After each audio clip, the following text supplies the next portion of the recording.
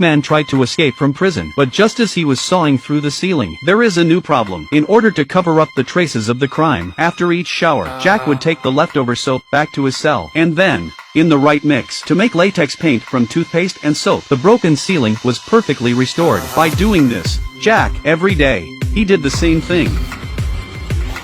Finally the ceiling was sawed through. If nothing else, an accident will happen soon. Suddenly, the alarms sounded with great urgency. The police began to check the room. They were about to arrive at the cell. Jack couldn't be bothered to restore the ceiling. He quickly went to the door and blocked the view with his body. Fortunately, the police carelessly did not go in to check. However, just before he left, Jack then pushed open the ceiling, a jump into the pipe. But the strange thing is, there was not a single light inside the pipe. Jack was so disappointed. He had to return first and then make plans. I was pretty much heartbroken that there didn't seem a way out from the ceiling cavity. After a short rest, Jack replanned. Back to the ventilation duct again. Continue to crawl forward. After checking the surrounding area, Jack realized that this is not the real roof, so he removes a piece of iron from the ventilation fan. Use it to dig a hole. After a loud bang, the insulation of the prison was dug open. Follow the hole and keep going. Finally reached the security window of the prison. Jack was ecstatic to see the sunlight. All that stood between me and freedom was some metal I could cut through in a few seconds with my blade.